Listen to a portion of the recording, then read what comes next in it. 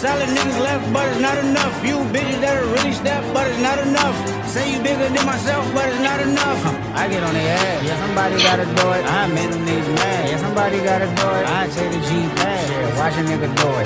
We survived outside, all from the music, nigga. What? Hey, turn this TV off. Ain't with my type activities, then don't you get involved. Hey, what?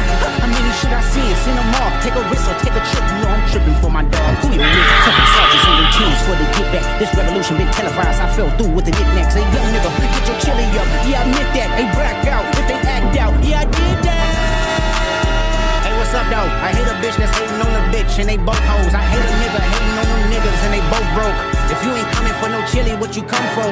Nigga feel like he entitled cause he knew me since a kid. Bitch, I cut my granny off and she don't see it how I see it. Got a big mouth, but he lack big ideas. Send him to the moon, that's just how I feel. Yeah, then it's not enough. Few solid niggas left, but it's not enough. Few bitches that are really step, but it's not enough. Say you bigger than myself, but it's not enough.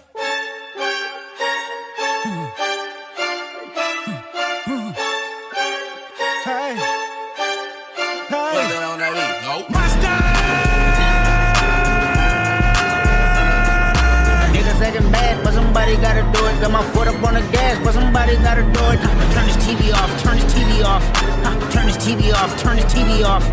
Turn this TV off, turn this TV off. Turn this TV off, turn this TV off. Ain't no other king in this rap thing, they siblings. Nothing for my children. One shot, they disappearing. I'm in the city with a flag, be getting thrown like it was pass interference. Padlock around the building.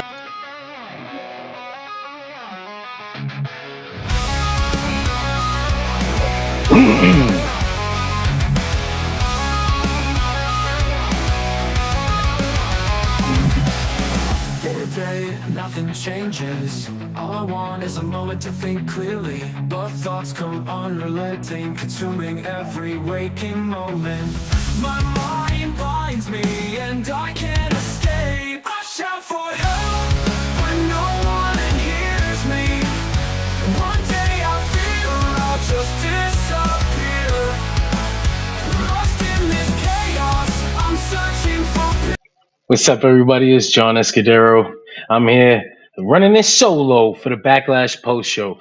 If you can't hear me, or I sound like I'm on the phone, which is the worst. But if it sounds like shit, why don't you let me know in the comment section? Because I don't have anybody to bounce off of, and I can't hear myself in my own ears. This is so unprofessional. But that's how shit rocks here. It's the Backlash post show. Had a lot of fun with this show tonight. I felt like it sped right through. It was only 5 matches. It just kind of, I was like, damn, it's over already. But I know that there was a UFC show that they had to coordinate with tonight. That good old corporate synergy. You know how that goes for WWE. But you know how we go here. We start with the main event and then we flip the show on its head and we go to the back. John Cena versus Randy Orton, WWE Championship. Fellas, ladies, I gotta say off the bat, when they announced this match, it was kind of an inevitability, sure, but I guess for some people you would think that they would run this match, but I kind of got PTSD. I lived through the John Cena Randy Orton matches. I grew up on them. I remember not hating it. We talked about this on the Dershi Radio Show proper. I remember they ran the I Quit match, then the Hell in a Cell match, and then the uh, 60-minute no disqualification Iron Man match. And I thought it was over, and I was finally okay with it. And then they ran the match like 3 more times, and I was like, fuck, I hate this. I was a teenager, and I'm sure that if I was an adult now, maybe I would have looked at it a different way with different eyes. But that's the kind of thing that sticks with you as you grow up, the feelings that you had as a teenager. So when they announced John Cena versus Randy Orton again, I was like, let's get this over with. And to my surprise, I loved every minute of this. I even loved the ending. I know some people thought this was a great match, but a bad ending. Nah, man. I loved every second of this John Cena versus Randy Orton match. I will go as far as to say this might have been the best John Cena versus Randy Orton match, or at least it might be my favorite John Cena versus Randy Orton match. I don't want to say objectively it's the best John Cena versus Randy Orton match. It I gotta go back and watch those matches to be sure. But exactly, we got Greg in the comment section bringing up that this I forgot the name of the song. I think it's "Letters from the Sky" from the John Cena Randy Orton 60-minute Iron Man match. They did this spot again. I was very happy. They ran a couple of the classic vintage John Cena Randy Orton spots. As soon as they're funny as fuck because as soon as he went for the FU and they framed it like this, I already knew, bro. But of course, like I said, these old motherfuckers were in there cooking. It was good stuff. Back and forth. I think I kind of predicted how Orton would be a little counter heavy and it would look real fun. And I had a good time with this match. Ultimately, our truth comes in at the end, gets involved. Randy Orton RKO's his ass, but John Cena low blows him, uh, gets the win. He's WWE champion. I imagine he'll hold it all the way to the end of the year, but I don't know about you guys. Um, fun, really fucking good match. Post show, John Cena is at the press conference, and our truth comes up to him, and he asks him, "Hey, how are you doing, man? That was awesome. You know, you're my childhood hero." And John says, "Ron, you say one more thing to me, there are going to be repercussions." And then our truth fucking says, "I just wanted to say it," and he gets put him through the table. So they're speed running this John Cena versus our truth thing. 2 weeks. I imagine like Mac just kind of hit me in our group chat and he goes, "Why not John Cena versus our truth at Saturday night's main event?" I imagine that's exactly what's gonna happen. Saturday night main event is about 2 weeks from now. And let's see, Mac got a graphic made and everything. This guy works fast. I did not ask for I asked for this, man. I said give John Cena and our truth one match. This has something you have to do. This is story wise. I don't even want this because it's a good wrestling match. You see me wearing a fucking Kenta Kobashi shirt, and they're like, "This guy must be a fucking poser." No, listen. I love great in ring wrestling. I also love stories. This John Cena our truth story is sitting right there. You can't just not do it. John Cena's leaving forever. I have no problem with them running this match. I'm glad that they're doing it. I even talked about it a couple weeks ago. I can't remember what post show it is. They all blend in now. But I said we should do this John Cena our truth thing. Get it over with at a pay per view or something. Saturday night's main event is the perfect place to do a match like this. And it's just 2 weeks from now. What's a 2 week John Cena our truth program? What's wrong with that? What I don't want is for tomorrow our truth to come and do that thing where he doesn't care that he got hurt. Because I'm like, damn, that really sucks. There's no progression of the character there. But yeah, funny moment in the middle of the match where Randy Orton picks up a fucking prime energy drink and it's like tastes like shit. Let's pull that shit up. I just thought that was a funny ass clip. Yeah, but ultimately, like I said, much better match than I ever expected it was gonna be. Had a great fucking time with John Cena versus Randy Orton. It says that corny reviewer under my face. That is not my tag. That is Matt from the Impact Wrestling post show tag. Uh, anyway, how are you guys doing tonight? You can go ahead and let me know in the comment section as I fix this thing. But anyway, shit. Pull up a couple of these. I can't pull up a lot of clips. WWE and Facebook are like really cracking down on using clips and not even copyright. They're just like it doesn't belong to you. Take it down. It's just like damn. I guess fair use doesn't exist. But yeah, I'll go ahead and I think I can at least show John Cena putting our truth through this table because it's so funny. It's silent. It's dead silent in there. It's like a Looney Tunes moment with like sound effects and it's like this just fucking.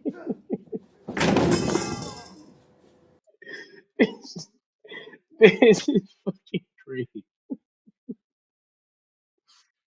Anyway, we'll move on. We'll cut back to the beginning of the show. Greg wants to know if they're running John Cena versus CM Punk at Money in the Bank 2025. That actually makes perfect sense if you ask me. Is that the pay per view after Saturday night's main event? It'd be kind of funny if that's the if our Truth versus CM Punk is a program that they run right after John Cena versus our Truth, because I think in 2011 John Cena versus our Truth happens at Capital Punishment, and then the CM Punk John Cena program starts. I want to say almost after, so that would be really interesting turn of events. I wonder if I'm right on that. I don't know for sure. I didn't double check. I didn't Google. But yeah, John Cena, our Truth seems like the next match. And hey, perfect fucking moment. Funny, it's just awkward as fuck. Like someone said, I feel like I'm watching a superhuman stunt. You know, superhuman. It was silent and just a whole bunch of fucking of crashing. There's a goddamn fly. Someone let a fly in. God damn him. He's gonna land right on the screen and scare the shit out of everyone. Great stuff. Great stuff. Let me get John Cena off of the screen. I kind of lost myself here. What are we doing? There we go. Next PLE is June 7th, and it is Money in the Bank. Yeah, fuck yeah. Run that CM Punk match. Let's do this thing. Well, I got this up. I mean, let me pull up the results over on that good old Dirt Sheet Radio social media page. You should check that out. If you got social media, if you're on YouTube, go on, like, follow. We are at 160,000 followers on Facebook. It's good times. Good times are rolling, and we're getting bigger and bigger. There was an ad for WWE Night of Champions in the middle of the show that had CM Punk on it, and I thought, I'm not gonna call him like I'm not gonna straight up be like, CM Punk, you're a hypocrite for for running this for doing this shit. I mean, when you say things like he said publicly, like he's publicly said, go suck a blood covered dick, blood money covered dick in Saudi Arabia or whatever it is, and that's gonna eat at him forever. That is, you are never gonna let that go. If he works this Night of Champions show in Saudi Arabia, I want him to go. I want him to work this show because I want to see the onslaught of fucking memes. He says CM Punk says he doesn't get online, right? But I find that to be bullshit. It's a fucking lie. He doesn't use his Twitter, but I promise you there's a burner account out there that CM Punk uses. Oh my god. I've got my kids in the background that are gonna get murdered.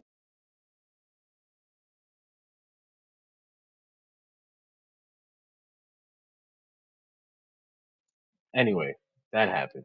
You have to parent sometimes when you're live, but not be abusive, which is the line that is really hard not to cross, isn't it? No, I'm kidding. That's horrible.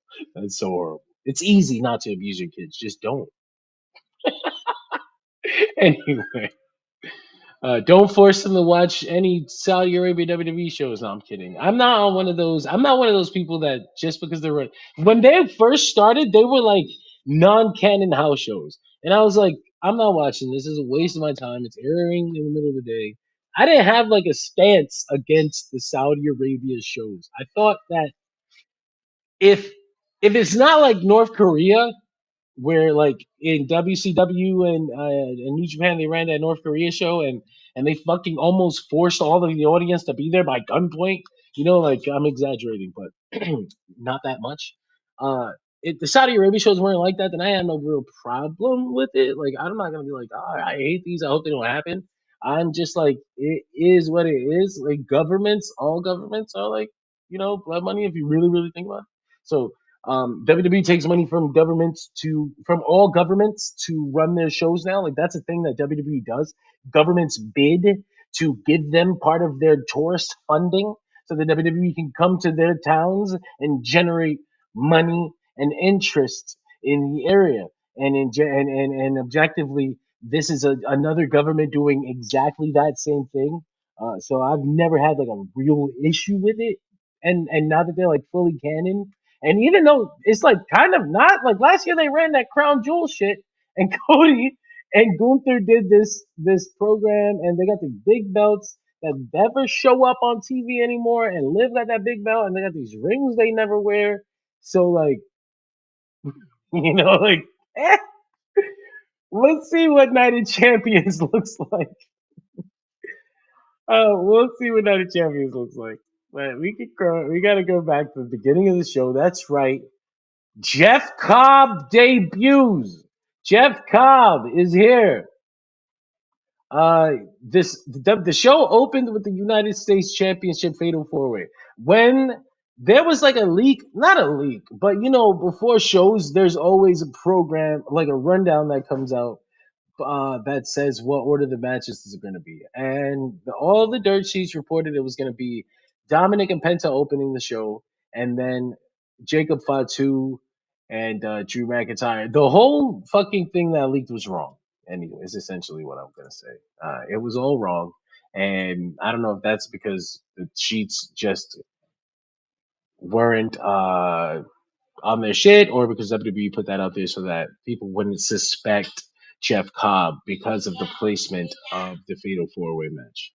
But I think a lot of people were suspecting Jeff Cobb, who read the dirt sheets, because they fucking snitched earlier and they were like, he's gonna be there. Greg says that I see the news outlets say that the final John Cena bout will be in December at the TD Garden Arena. They did say that. I don't know if that means his last match is gonna be there. I think it should be. It makes sense that it would be, but it could also be his last appearance. You don't know. You just never know. Will his last appearance also be a last match? Is what I'm saying. We don't know. But before Jeff Cobb arrived, John Cena and excuse me, John Cena. I said his name because his fucking sign, Rise Above Hat, and he's bald. Ha. I'm also bald.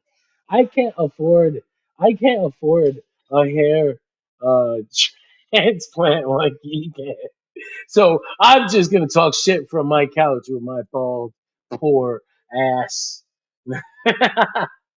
Anyway, the show did open with that fatal 4-Way. These guys have that fucking they have that fucking Queen album cover match card. What's that about? Like, that's that's great. Anyway, they actually banged. It banged pretty hard. I had fun with this match even before Jeff Cobb arrived. At one point, Drew McIntyre and Damian Priest fucking go off. Let me see if I can find that clip. Drew McIntyre and Damian Priest go up for the South of Heaven on top of this production crate. And fucking Drew McIntyre, should I like search South of Heaven? Like that's so weird. I don't know. Anyway, fucking Damian Priest hits Drew McIntyre with his choke slam South of Heaven thing, and Drew misses the table. And he doesn't miss the table. They both go to the table, but he like bangs his head on the floor a little bit. Triple H they're gonna get mad if I fucking play this, but we'll see what happens. He goes up, he comes down, bang. You can see they say he hit his head on the concrete right there. So Triple H says that he's a little banged up, but he's okay. That can mean anything, especially if you don't want to disclose someone's medical status on post show. But it seems he's okay. Essentially, the story of the match was that they are going for the United States Championship, but Drew and Damian Priest have their own personal problem, and LA Knight got screwed over by the appearance of one Jeffrey Cobbethan, who was he named? Was he named? I don't know. I don't know if they named him Jeff Cobb. I didn't hear if Michael Cole said that's Jeff Cobb. I'll have to go back and check. But yeah, Jeff Cobb debuts here tonight as part of Solo Sikoa's gang. What? Is every Islander gonna be in this fucking thing? Every fucking island? No, it's okay. I don't even have a real problem with it. I just thought it was funny. Like, isn't he Hawaiian? Like, I, I guess like okay. I mean, I'm down. He's gone straight to the main roster, so that's cool. Um, yeah, Jacob Fatu. Solo Sokoa comes down, starts helping Jacob Fatu. Uh, Jeff Cobb attacks LA Knight from the outside, clothesline from the outside, takes LA Knight out. Jacob Fatu is not happy with this interference from his cousins. Uh, Shit. You know what? I wanted to say something about John Cena's heel turn, and I completely forgot about it, and I jumped ahead right into this, right into the opening match. I guess I'll get back to it in a second. Greg says he is named Jeff Cobb in the YouTube upload segment, the YouTube upload of the segment. So, all right, cool. I guess he is still Jeff Cobb. He kept his name. Lucky him. Not everyone is so lucky. Ricky Saints, I'm looking at you. That's cool though, man. I'm happy for him. He's in Jacob Fatu. I mean, he's in Solo Sikoa's gang. So we're probably gonna get Jeff Cobb versus Solo Sikoa. I mean, Jesus fucking Christ. We're probably gonna get Jeff Cobb versus Jacob Fatu. At some point, probably SummerSlam. SummerSlam makes sense. That's you, Greg. Yeah, you getting SummerSlam. Uh, I'm happy for it. Fun stuff. Next match on this card. Excuse me, I'm going up and down this damn thing, and I've got it all fucked up. Next match on the card was the Women's Intercontinental Championship. Becky Lynch taking on Lyra Valkyria. Fun little moment there where Lyra's fiance is in the front row, and Becky brings her over and says, "I'm beating her ass in front of you. I'm beating a girl's ass right in front of you." That's always cool. Lyra with her exorbitant winged person outfits. Hey, I like them. I just they seem expensive because like what do you can never use them again, right? I mean, I don't know. They don't seem easy to transport unless you fly. What am I talking about? She can just fly away. I want to get away. I want to fly away. Yeah.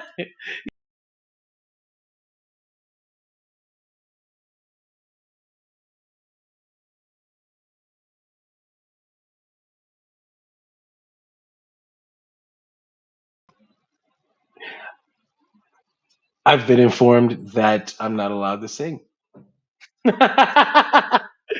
That well, no. Greg says she stole that other guy's gimmick and nobody cares. Was there another bird person? I can't even remember if there was another bird person. Anyway, Lyra Valkyria and Becky Lynch. I thought they had a great match. I thought they went out there. I thought they killed it. Becky gets. I don't want to say overconfident. I don't think that's the story they were trying to tell here, but uh, that is what happened. She gets caught up, rolled up, pissed. She attacks Lyra Valkyria after the match. Lyra uh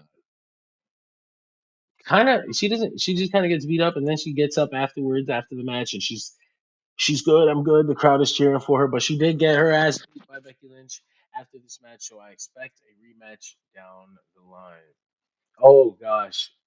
Marty Skrull wasn't a bird. He was a predator.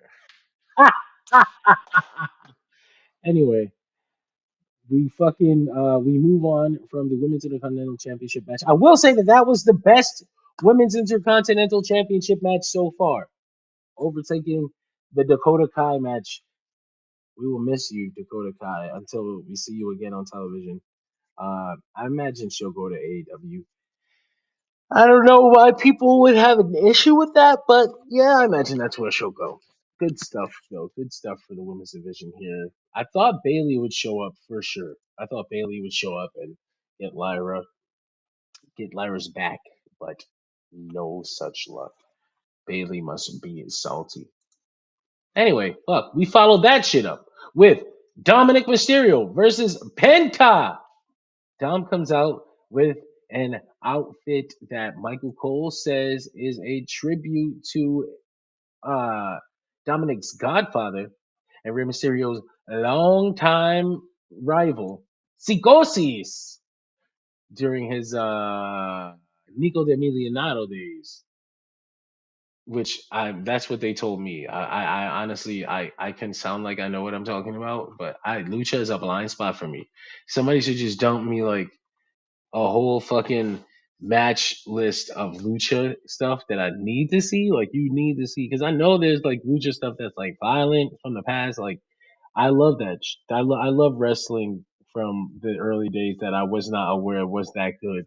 So somebody send me a playlist or something. Let's get this shit going. But yeah, Dominic with the tribute outfit, good stuff.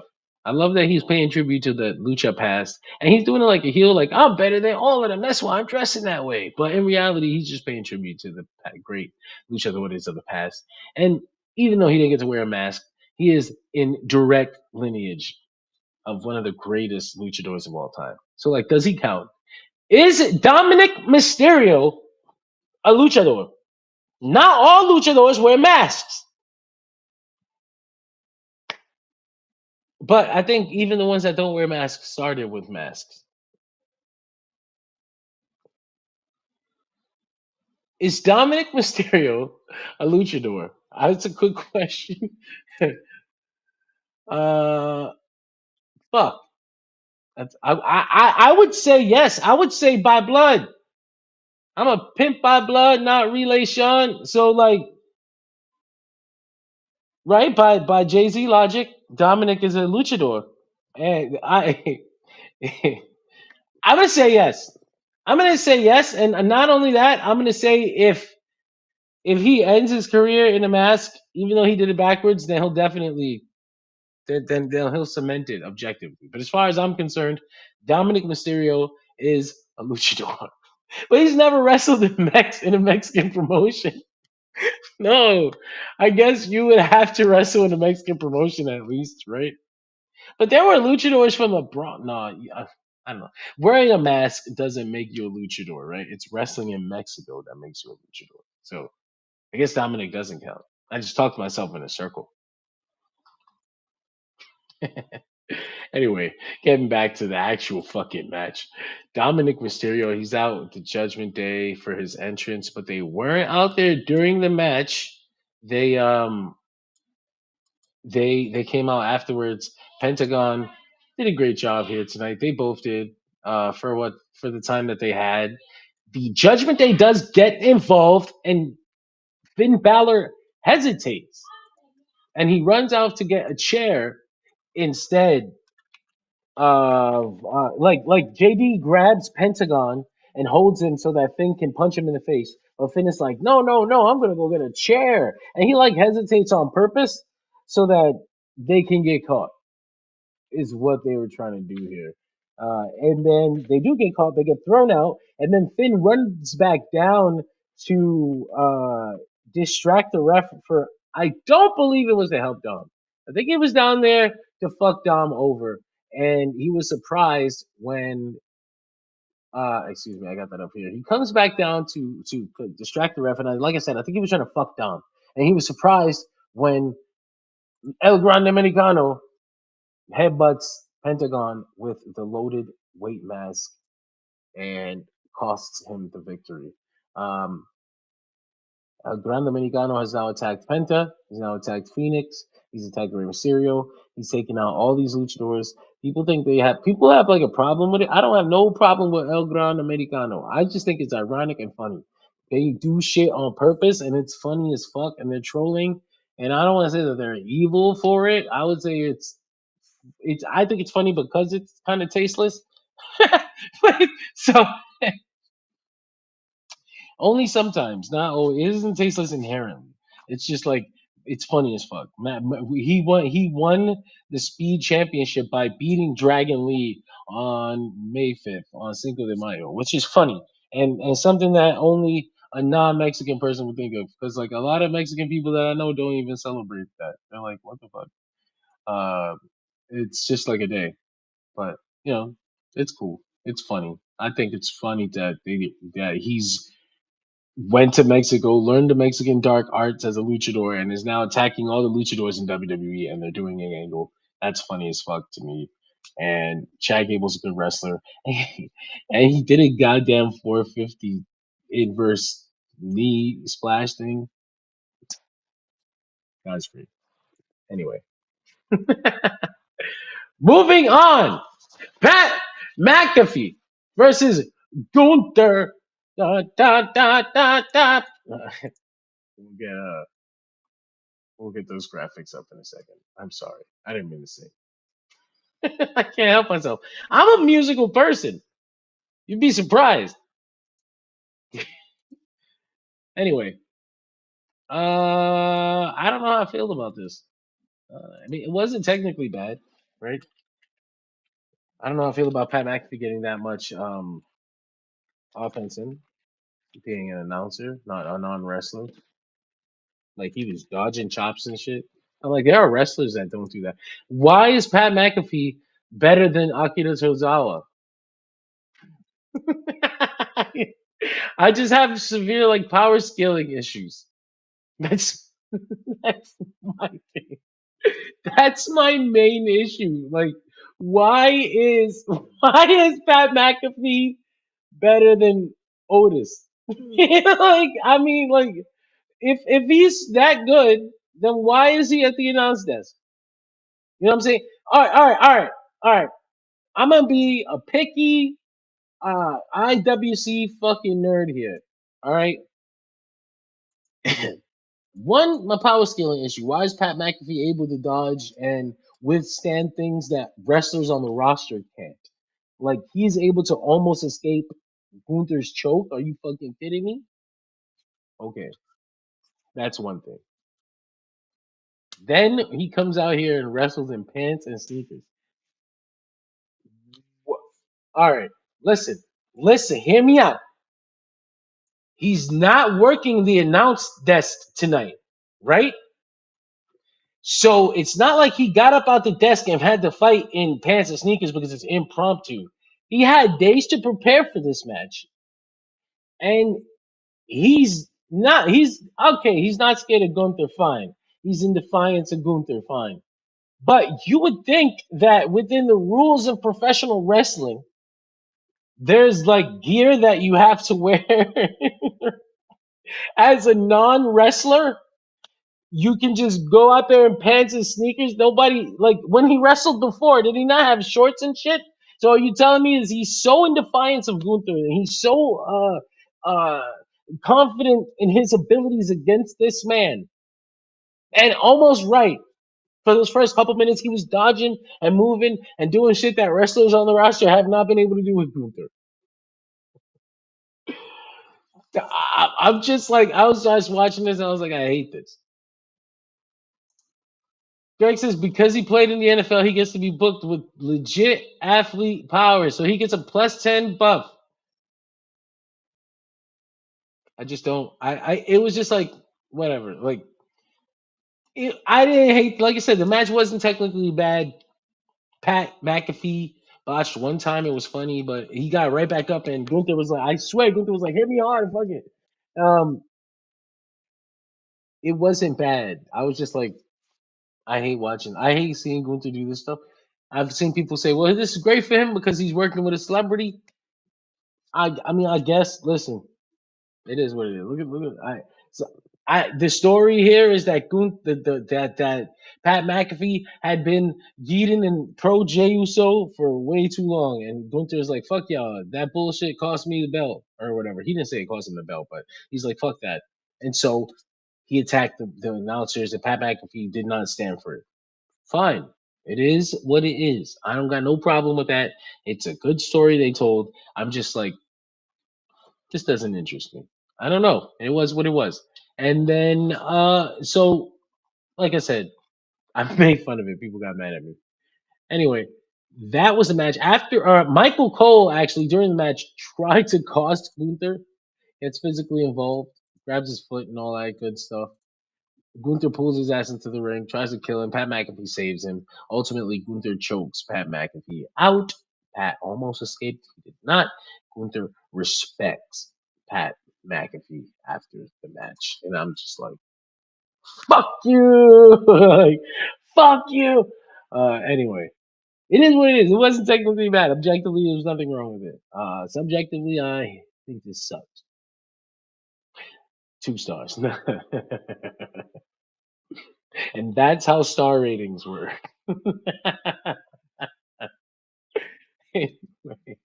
Anyway, on the whole, I think this show is solid B plus. Listen, it wasn't bad. It wasn't incredible, but I had a decent time with most of the wrestling. There was no bad wrestling here tonight. We set up the next angle for John Cena. We got Jeff Cobb debuting. I didn't really have a jobber of the night, but the person who looked the best, I thought, were the old guys: John Cena, Randy Orton, the Unction. Where the fuck the Unction? It's here.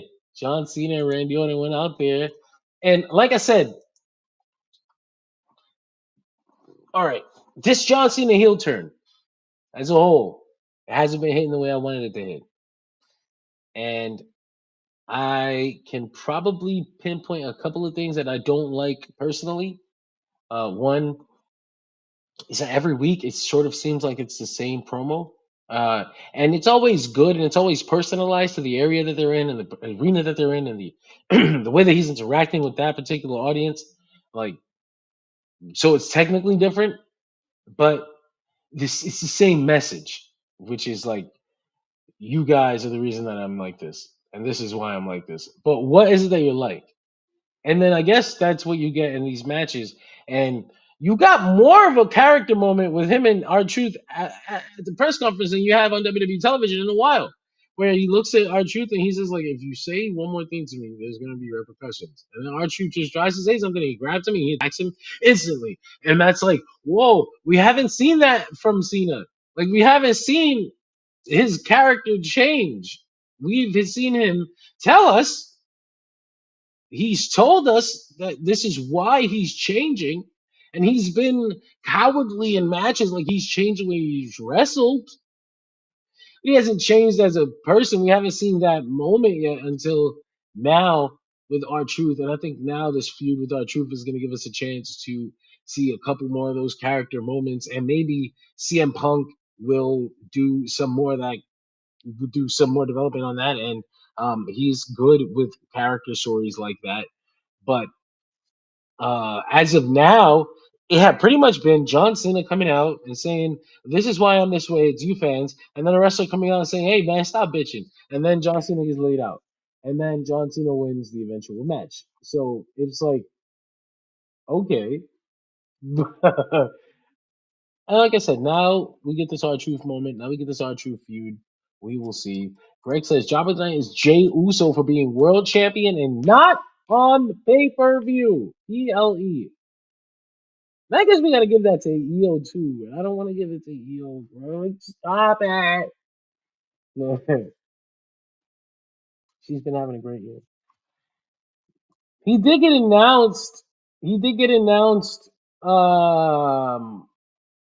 to face Logan Paul at Saturday night's main event, defending the world championship. So, that's cool. He got a graphic. EO didn't even get a graphic. Anyway, I had fun. I had a good time. I hope that you guys had a good time chilling with me here tonight and listening to the clips that I'm eventually going to make of this. And hey, I think I'll take it home now. You might as well check us out on Monday night after Raw, Tuesday night after NXT, Wednesday night after Dynamite for the Thirsty Radio post show, Thursday night after Impact, Friday night after SmackDown. And the next time that we're live on the weekend will be Saturday night's main event in 2 weeks. And then that's gonna be a shitty weekend because WWE decided to counter program AEW. So you know how that goes.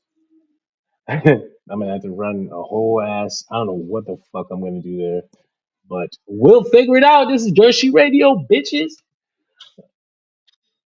I love you guys. Thank you for joining me tonight, and we will see you. That's right. All these championship belts will never survive the Levikian booking algorithm.